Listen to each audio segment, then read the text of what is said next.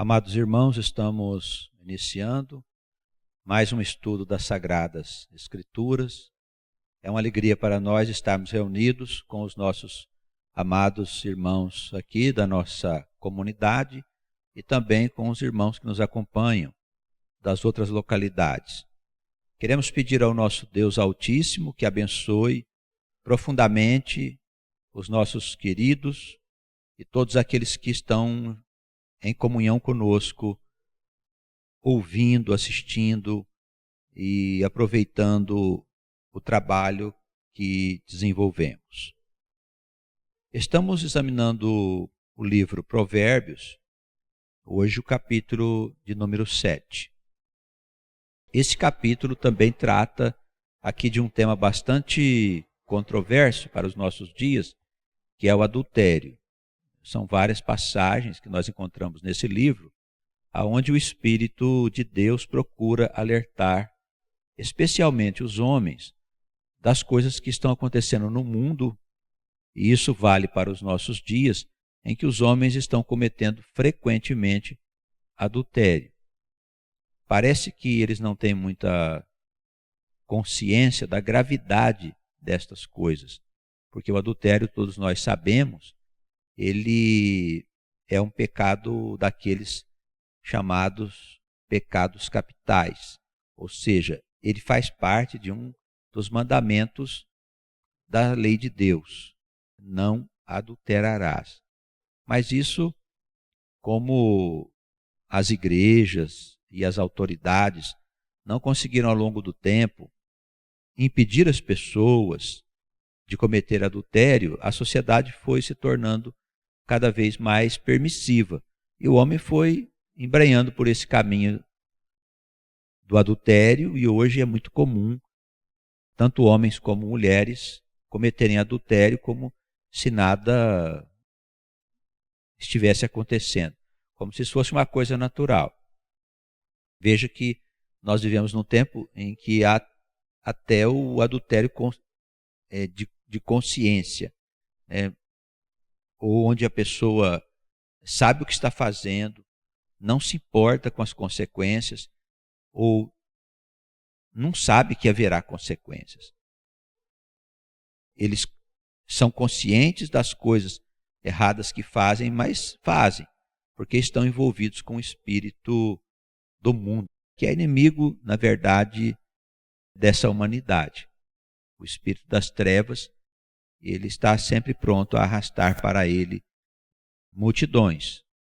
O adultério hoje é muito comum, ensinado inclusive aí pelas redes televisivas, em suas novelas, pelos filmes que são apresentados, criados aí nos países que produzem essas películas destinadas ao lazer da humanidade. Vivemos um tempo de muita permissividade, onde as pessoas vão se deixando levar e fazendo coisas erradas em nome de uma suposta liberdade.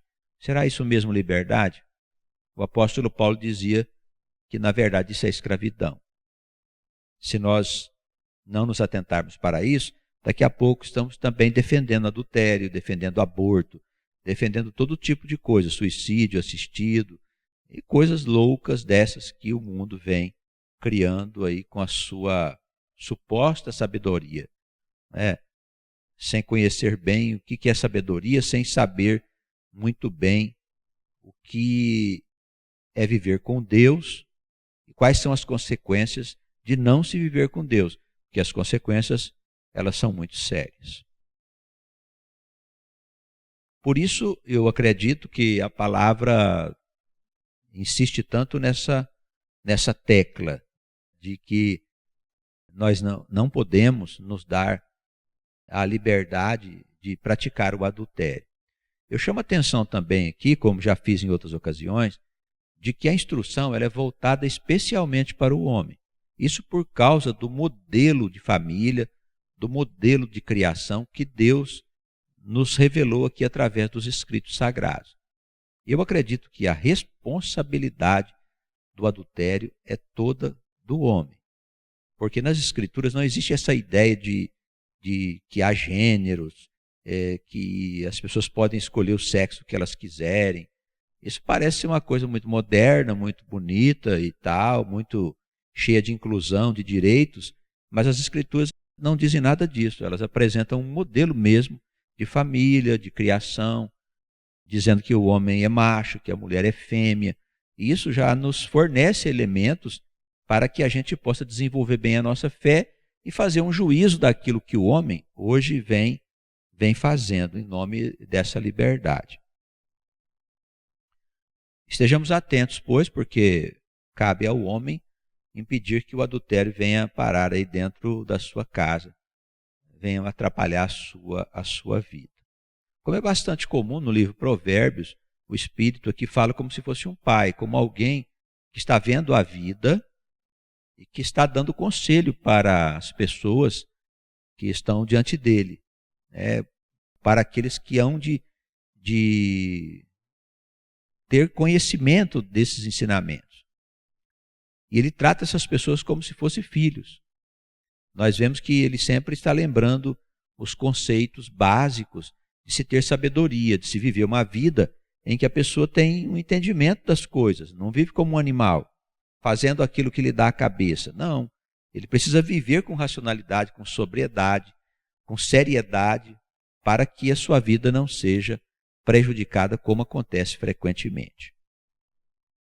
Na introdução do capítulo 7, o Espírito diz assim: Filho meu, guarda as minhas palavras e esconde dentro de ti os meus mandamentos.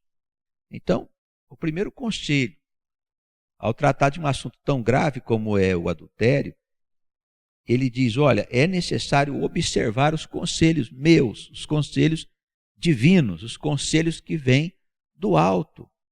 É necessário que os meus mandamentos, que devem estar sempre guardados aí dentro do teu coração, eles sirvam de referência para que eu possa viver. Não posso viver como vivem as pessoas que não têm conhecimento. O conhecimento está à disposição do povo de Deus. Está à disposição, basta que as pessoas queiram. Qualquer homem pode ter contato com as Sagradas Escrituras, independente de ser ateu, de não acreditar, mas tenha contato para que possa haver oportunidade de se conhecer coisas novas. Guarda as minhas palavras, esconde dentro de ti os meus mandamentos. Por quê? Porque são referenciais importantes para a gente fazer a coisa certa. Guarda os meus mandamentos e vive, e a minha lei como se fosse a menina dos teus olhos. Então, por que guarda os mandamentos e vives? Porque se nós não guardarmos as instruções do Senhor, tenha certeza, irmãos, virá sobre nós a morte. A morte virá sobre nós e vai destruir a nossa vida. Irmãos, a morte é uma coisa real. Ela é uma energia, vamos usar assim uma linguagem mais científica, invisível, que gera o sofrimento para a alma, traz angústias, traz depressões, traz enfermidades de toda a ordem, porque nos afastamos de Deus, porque não observamos de modo algum os ensinamentos que o Senhor deixou para a nossa própria felicidade. E eu falo especialmente ao povo de Deus, porque o homem do mundo hoje está perdido, ele não se interessa mesmo por Deus. Ele se deixou levar, se deixou tomar por essa ideia de apostasia, uma coisa horrível foi colocada no coração dos homens. Se nós não guardarmos os mandamentos, diz o versículo 2, nós morreremos. Ata-os aos teus dedos, escreve-os nas tábuas do seu coração. Então, é algo que não é para estar fora de nós, apenas anotado aí nos nossos cadernos, na nossa escritura. É algo para estar dentro do nosso coração. Se nós não observarmos isso, irmãos, nós estamos perdidos. Dize para a sabedoria, diz o Espírito, tu és minha irmã, e a prudência chama de tua parenta. Quer dizer, é necessário aprender a viver com prudência. O que é prudência? É ser cuidadoso. Cuidadoso em todas as coisas. É evidente, nós recebemos do nosso Deus ensinamentos de que Ele toma providências para que nossa vida seja cuidada, não nos falte nada. Mas é preciso observar algumas instruções que falam dessa prudência, do cuidado que temos que ter, porque o mundo é uma região ainda envolta em muitas trevas, em escuridão. E essa escuridão é viva, é o maligno. Ele pode nos trazer muitos prejuízos. Daí a gente tem que observar a vida e vivê-la de uma forma cuidadosa, sem nos envolvermos aí com coisas loucas, com atitudes insanas, como as pessoas às vezes têm, e colhem o fruto amargo depois. Por isso, o versículo 4 aí do capítulo 7, ele diz assim: tenha prudência, chama a prudência de tua parenta, quer dizer que ela esteja sempre por perto, né? O parente da gente está sempre por perto. Esteja sempre por perto, para que elas possam te guardar. E aí, de uma forma bem específica, ele está aqui se referindo ao problema da mulher alheia, né? Que é a mulher de outro homem, da estranha que lisonjeia com as suas palavras, que te agradam com as suas palavras. Então você, meu irmão, que é homem, você que é casado, que tem sua esposa, por maiores que sejam as dificuldades que você esteja enfrentando no casamento, isso pode acontecer e devem ser devidamente tratadas, não te deixes levar pelas palavras agradáveis da mulher estranha, quer dizer, da mulher que não é a sua. Se nós nos deixarmos conduzir por esse caminho, o diabo entra no meio, tudo fica fácil, irmãos. É fácil, muito simples a pessoa adulterar. Basta deixar o diabo entrar na tua vida, e aí a confusão ela é enorme. É interessante também nós aqui lembrarmos que nesse capítulo 7 aqui, a mulher chamada prostituta é aquela que se prostitui. Ela é casada, tem marido. Aqui está escrito isso. Nós estamos falando aqui das prostitutas aí da rua, das mulheres que fazem programas, etc. E umas dizem até que isso é profissão, né? Coisa da modernidade, da loucura da modernidade. Mas não estamos falando dessas mulheres que são profissionais de sexo e tal. Não estamos falando disso. Mas da mulher que transgride as regras de Deus, deixando o seu marido para se deitar com um homem alheio. Então essa mulher estranha é chamada de prostituta aqui pelas Escrituras. Não é uma prostituta que se vende por dinheiro, mas causa danos até maiores do que ela. Assim ele começa no versículo 6 a contar uma história, como se ele, o Espírito, estivesse aqui na terra olhando pelas frestas da sua casa. Porque da janela da minha casa, olhando eu por minhas frestas, vi entre as pessoas simples um moço falto de juízo, que passava pela rua junto da sua esquina e seguia o caminho de casa. Então veja, ele diz que está na casa dele, olhando pelas frestas da parede, da janela, e viu ali que passava um moço simples, e era um moço que tinha um problema, ele não era muito ajuizado, era alguém que não tinha muito conhecimento, ou talvez não tivesse nenhum conhecimento a respeito das coisas da sabedoria, das coisas do nosso Deus. Ele passava junto à rua, numa esquina, e seguia o caminho da sua casa. No crepúsculo, à tarde do dia, na tenebrosa noite, na escuridão. Era bem tarde, né? Já caía ali a noite. E eis que uma mulher lhe saiu ao encontro, com enfeites de prostituta e astúcia no coração. Então a mulher ali, ela passa a ser um objeto da tentação daquele homem. Mais ou menos a imagem que nós temos da tentação de Eva junto de Adão, né? Essa imagem ela sempre acompanha a figura da mulher. Eu estou falando isso no ponto de vista, irmãos, das Escrituras Sagradas. Nós sabemos que o feminismo, a modernidade, os estudiosos, etc., têm um pensamento diferente desse que nós estamos proferindo aqui. Mas eles são livres para pensar como quiserem. Claro que isso terá consequências no futuro para eles. Mas não estamos falando do que eles pensam, mas sim do que pensa Deus, do que diz Deus a respeito desse assunto. Então esse moço ficou sujeito ali a essa mulher que tinha enfeites de prostituta e muita esperteza, malícia no seu coração. Veja que ela estava tomada ali de uma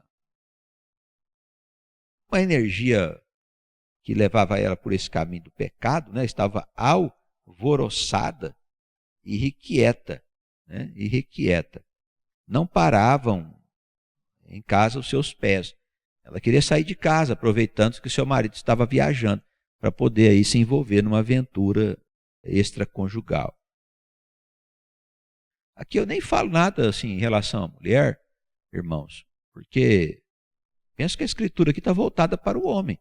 O homem tem que cuidar da sua segurança. Ele é o chefe da família, esteio da sua casa, cabeça da sua relação com a sua mulher. Responsável por ela, responsável pela casa, pelos filhos e por tudo mais. Se o homem não se vigiar, como vai ser? A casa vai cair. Nós vemos que as Escrituras, raramente, em poucas ocasiões, ela volta a instrução para a mulher propriamente dita. Em algumas situações, mas a instrução geral das Escrituras Sagradas tem a ver com o homem principalmente. Então, o versículo 11, ele nos fala dessa mulher que estava alvoroçada, inquieta, e os seus pés queriam sair de casa. Foi para fora, depois pelas ruas, saiu andando aí pelas ruas e espreitando por todos os cantos, como se estivesse ali procurando uma presa. E chegou-se para esse moço falto de juízo, que não tinha muito conhecimento, e o beijou. Com o rosto impudente, maliciosa, lhe disse: olha, eu estou bem hoje, sacrifícios pacíficos tenho comigo, paguei os meus votos, tal, estou alegre, né? Como alguém dissesse assim, estou muito alegre no dia de hoje, por isso eu vim ao teu encontro, buscar diligentemente, especialmente, a sua face e te achei. Então a mulher ela estava querendo fazer um programa com alguém, ter uma aventura, estava sedenta aí de ter sexo com alguém, era o desejo dela. Era só isso, ela não estava atrás de nada. Queria só se deitar com o sujeito. Isso acontece muito nos nossos dias. Tem mulher por aí que sai para viver uma aventura. Enquanto seu marido está viajando, está trabalhando, ela se envolve aí em prostituição e tudo mais. As Escrituras condenam, evidentemente, essas coisas. Isso é bem claro. Daí ela começa a argumentar com o rapaz, né? Veja só, o moço acabou ficando encantado com ela. Ela diz assim, eu já cobri a minha cama com cobertas de tapeçaria, com obras lavradas, com linho fino do Egito, versículo 16. Acompanhe aí os irmãos, para os irmãos verem como uma coisa é bem engedrada, né? Adultério sempre é uma coisa muito bem engedrada.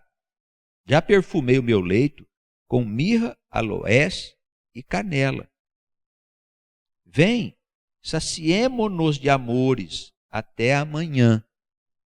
Alegremo-nos com amores, porque o marido não está em casa, foi fazer uma longa viagem. Veja só, irmãos, aí a consciência da mulher é violentada aí pela atitude dela, pela armação que ela faz para poder pegar aquele homem, um homem falto de juízo, uma pessoa despreparada, sem condições para enfrentar a vida e evitar que situações dessa natureza possam tomar conta do seu coração. Então a mulher ela faz ali uma armação muito grande e ela está inquieta, ela está com uma feição de uma mulher maliciosa, né? Pronta para para dar o bote, né, no pobre do homem ali que não tem muito conhecimento, né? Segundo as Escrituras, ela não tem assim o mínimo de pudor em dizer que o marido está fora de casa, foi fazer uma longa viagem, que eles podem se deitar na cama e ficar vivendo uma noite de amor que não haverá problema nenhum. Que o marido levou na sua mão uma grande quantidade de dinheiro, um saquetel de dinheiro, voltará para casa só no dia marcado, só quando chegar a data que ele disse que ele iria voltar. Assim, versículo 21, diz o Espírito, a mulher o seduziu com palavras muito suaves. Põe bem atenção nisso aí, viu, irmãos? Os nossos irmãos que estão ouvindo a palavra, né, toma cuidado, viu, com as palavras suaves da mulher. E o persuadiu com as lisonjas dos seus lábios. E ele logo foi atrás dela. E aí o Espírito começa a dizer aqui da consequência. Ele já disse em outra passagem que isso é doce como mel, mas amargoso como fel. Quando você põe na boca é uma beleza, mas quando cai lá no estômago, você percebe que na verdade é uma coisa amargosa. É terrível. Logo, esse moço, diz o versículo 22, ele vai atrás da mulher, como o boi que vai para o matadouro, como alguém que está indo para a morte, e não percebe. E como vai o insensato para o castigo das prisões, até que a flecha atravesse o seu fígado, ou como a ave que se apressa para o laço, e não sabe que está armado contra a sua vida. Tudo aqui fala de morte, de pessoas insensatas, que tendo sido tentadas, acabaram se deixando arrastar. E nesse caso aqui está a figura do adultério. Então, todo tipo de pecado e transgressões que se referem à Escritura e que a doutrina da sabedoria nos alerta, é sempre no sentido de que isso vai te levar para a morte. E morte é morte espiritual. Você entra nisso e depois você não sai mais. Então, o adultério tem isso. Ele leva você a uma série de situações depois de sofrimento, de tragédias e coisas que são muito tristes de viver. Por isso, parece-se como uma flecha que vai atravessar a pessoa, o fígado do sujeito, né? A ave que se apressa para o laço do passarinheiro, que era aquela armadilha que eles faziam, uma armadilha terrível, onde o pássaro caía não tinha como se livrar. Era uma armadilha até perigosa para os homens. Então este laço, essa armadilha está ali, pronta para pegar você e conspirar acerca da sua vida, para tirar a sua vida, para levar você para a morte. Tome cuidado com isso. É gravíssimo. Não podemos nos permitir. Hoje é muito comum, como eu disse no começo da preleção, é uma atitude comum de muita gente. Nós temos um Deus, né? Eles não têm Deus. Eles têm, mas não sabem. Nós temos um Deus a quem nós precisamos respeitar, servir e viver em comunhão com Ele, porque estamos aqui nos preparando para muitos desafios ainda na construção de um mundo melhor. Não somos pessoas qualquer, todos nós fomos chamados para uma missão, para desempenharmos uma tarefa importante na construção do reino. Algumas pessoas têm uma vida mais simples e acham que não tem valor para Deus, mas todas as almas, os pequenos movimentos e pequenas coisas que as pessoas fazem, tudo tem um valor grandioso quando se trata da construção do porvir, da construção da vida futura.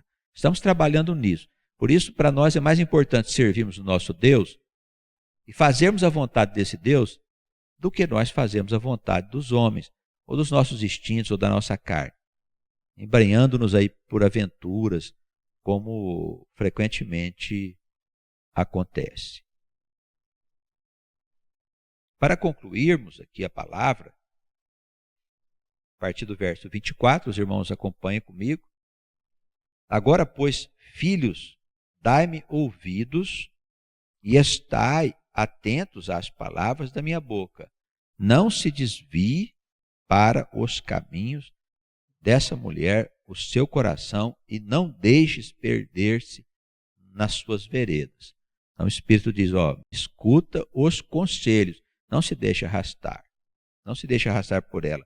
Não se desvie de maneira alguma do teu caminho. Às vezes você está no caminho bem, no caminho do bem, no caminho das coisas certas e verdadeiras, daí a pouco ele se perde. Aparece uma tentação, ele se deixa arrastar. Infelizmente, é o que nós vemos acontecer.